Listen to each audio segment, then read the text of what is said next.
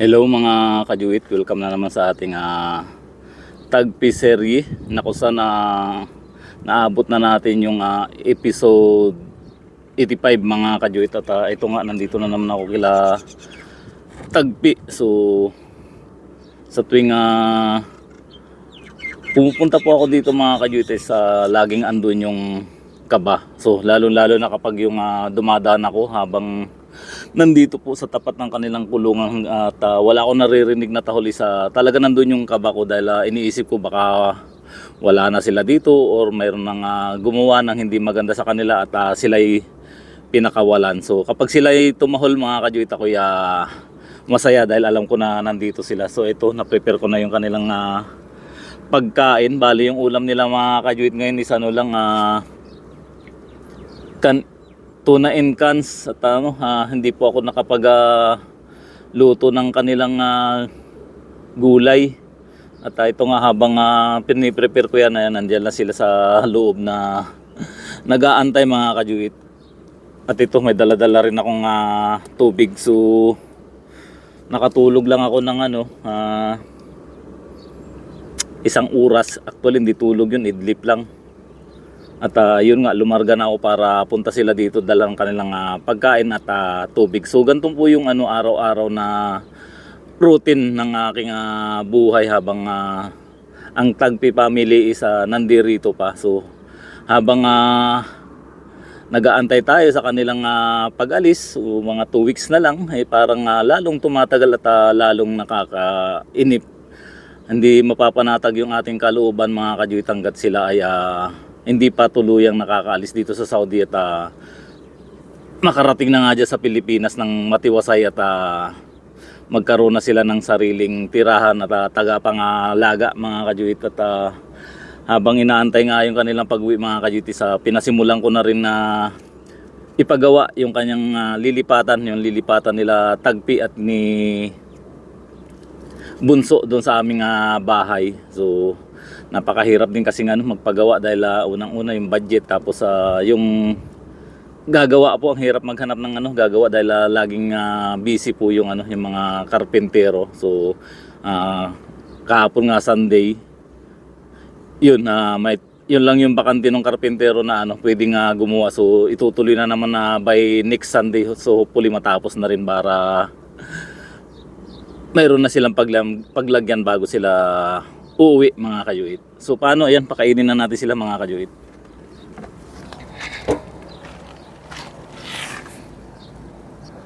Hello, kumusta? Gutom na kayo? Behave ba kapag kumakain na? Ayoko nang may nag-aaway. Si Bunso mga kajuit, napaka-behave niyan.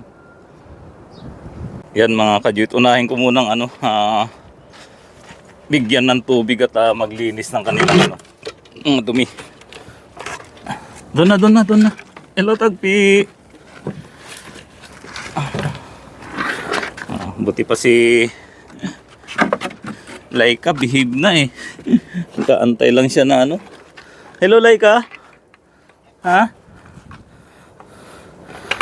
Ang dami niyong kalat. Yeah. Hello. Sandali lang So nagkalat na naman yung asan na naman yung mga ibang painuman nyo?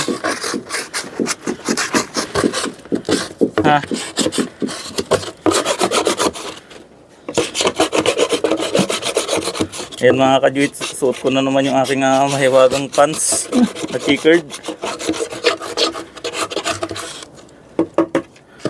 Ito pala yung isa.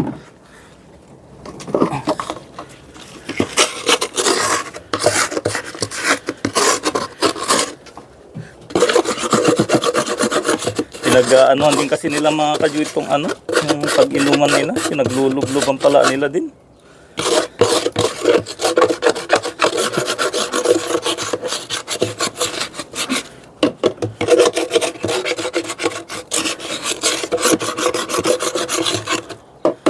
So hindi ko rin iniiwan yung bag ko dyan sa labas mga kajuit dahil baka bigla may dumating na tao, na ibang tao. okay na nandito sa aking katawan para ano pa man ang mangyari is ano.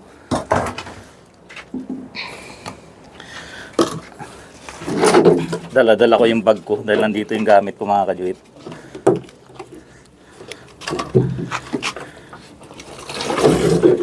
Sandali.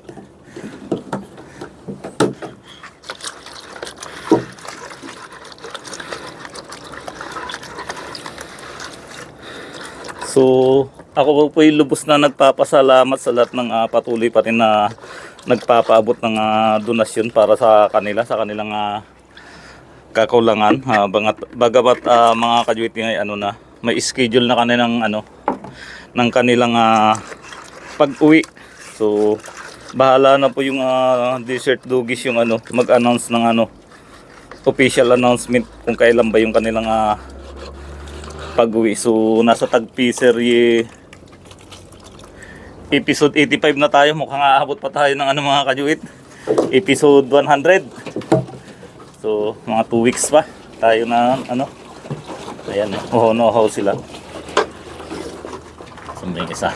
Dito yung iba ang uhaw nila. Si Tagpi mga kajuit, yun lang, nandun lang nakaupo, walang pakialam. So, ganyan po yan si Tagpi. Ayan si Bunso. May wala na si Bunso.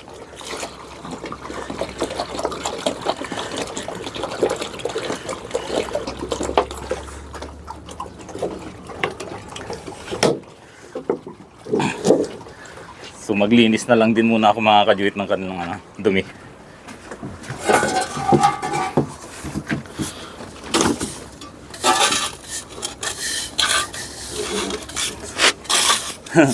Si Laika sumunod na sa akin. Alam niya na yung pwesto niya eh.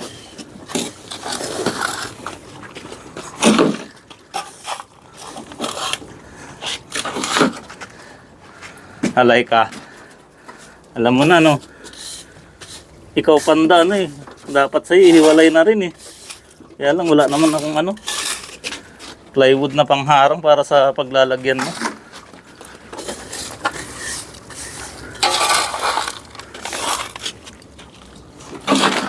So ayan, pwede na silang bigyan ng kanilang pagkain mga kajuit.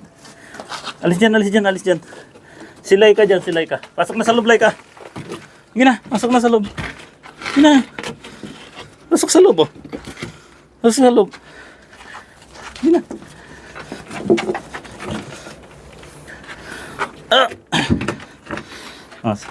Ikaw on dyan.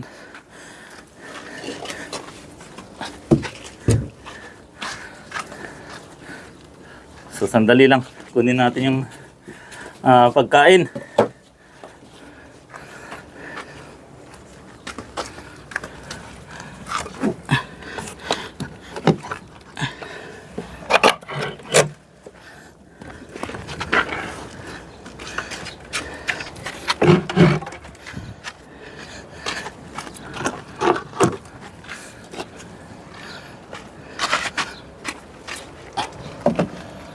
Kailangan na nating magmadali mga kajuit.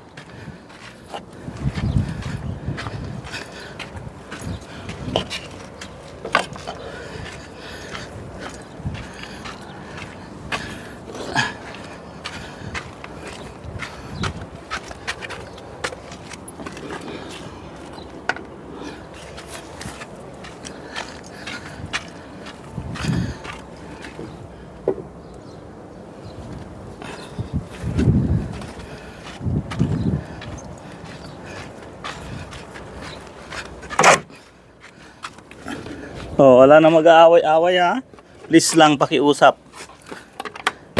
Lalo na ikaw panda. Huwag nang ano. So, unahin ko muna si ano. Si Laika.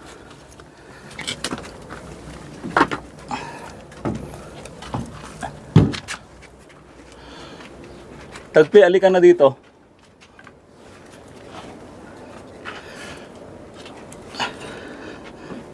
Yung iba dito, Ayan. Dito, Ayan, sabi ko walang mag-aaway. Ayan na naman eh. Dito. Dito. Tagpi oh, dito ka tagpi oh. Dito yung iba oh. Sige na, wala nang mag-away-away dyan. Sige na, kumain na kayo. So mag-refill din ako ng ano mga kajuit sa dog food. Ito nga mga kajuit, kukulangin din yung ano, yung stock ko na dog food. Kailangan ko pa makabili ng isa or dalawang ano po siguro. Dalawang sako na tiga 15 kg. Problema ko mga kajuit, wala na akong ano, budget. Dahil yung daily expenses ko po kasi sa kanila is ano, nasa 15 real, tubig at saka yung ano, gulay. So ang hirap mag-budget. Sige na, sige na.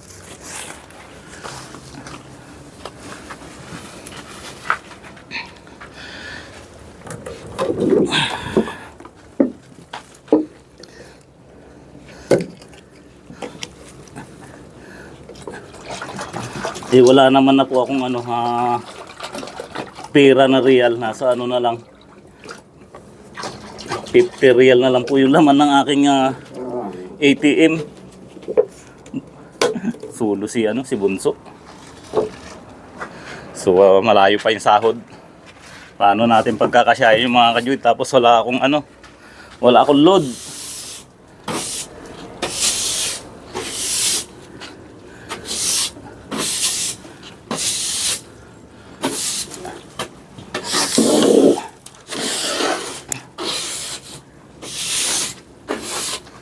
Ayan.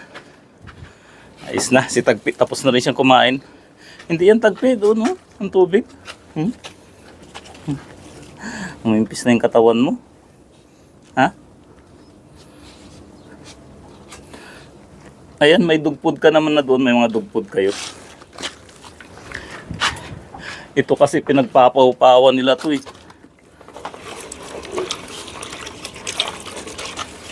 So lagyan ko pa rin ng konting tubig mga kajuit para kapag mainit isa may paglulubluban sila.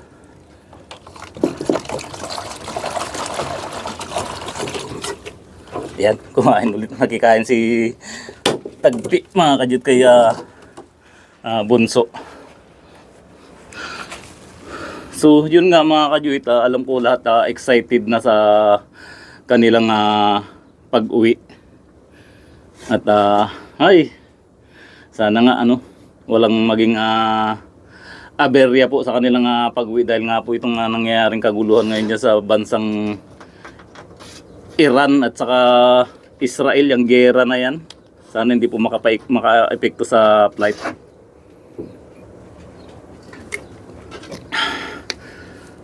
Dahil sa totoo lang mga kajuit, ano, ngayon ko talaga naramdaman yung ano, mas lalong nahihirapan ako dahil nga 12 oras po yung aking duty na panggabi. So napakahirap po yun dahil pag uwi ko, iisipin ko sa sila ang puntahan dito. Actually, gusto ko pag uwi ko mga kajuit, alas 7. Gusto kong pumunta na dito para hatiran sila ng pagkain. Kaya lang, grabe po yung antok ko. Kaya ano, hindi ko kayang pumunta dito mga kajuit. Mas inuuna kong matulog. Sabi ko nga kahit na tanghaliin talaga yung gising ko, kahit na alauna, alas 2 ganun, saka ko sila puntahan. Kaya lang nagigising ako ng ano, alas 9, alas 10, alas 11 ganun, hindi po pare-parehas. Dahil siguro yung program ng katawan ko nandun na kailangan gumising ako ng ganung oras para madalan sila ng pagkain dito. So ganun po yung ano, araw-araw na mangyayari hanggat nandito yung Tagpi family. So sana wag po kayong manawang subaybayan pa rin habang nandito po sila. Hanggat hindi ko pa sila napapawi at hindi na rin po ako makakasama ng airport na ihatid sila mga kajuit dahil ano nga, yung schedule ng flight po is ano, natapat na regular holiday, so hindi ako makakapag-absent sa aking trabaho. Bali susunduin na lang sila dito ni Ninang.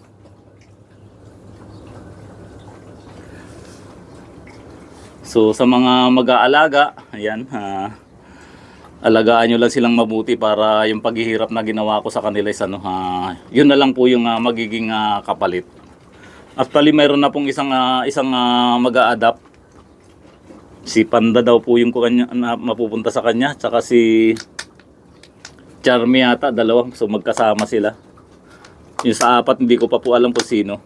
So, yung sa mga mag-a-adapt po, yung pagre-reveal po sa kanila kung sino sila, sa manggagaling na rin po sa Desert Dugis.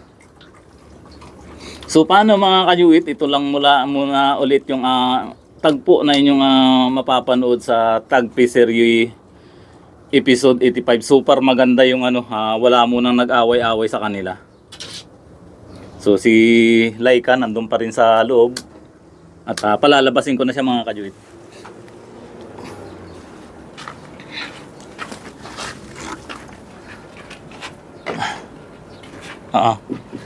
Ganyan dapat mababait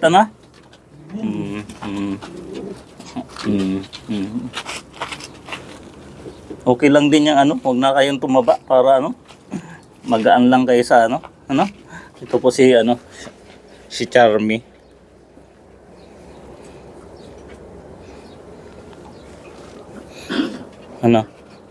Kailangan na naman natang mag-spray Panda. Hello. Gusto na lumabas ni Laika. Ilabas ko na siya mga kayuit. Yeah. Jaran.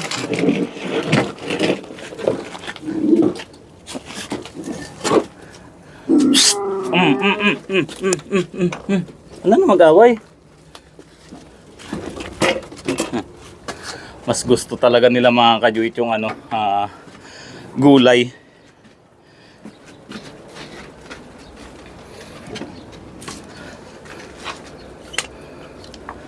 Yan, may kunti pa. Paubos ko lang mga kayuit.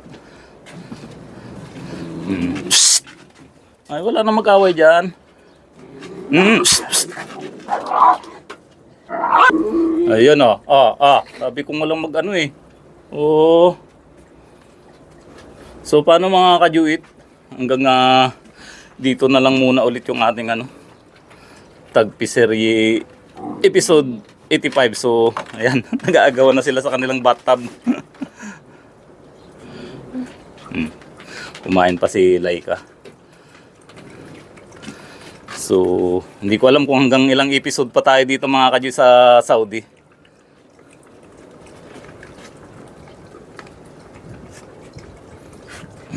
Ang nila yan si nakipag-aaway si Sheba, may sugat yung paa niya. Sino kayo naging kaaway nito?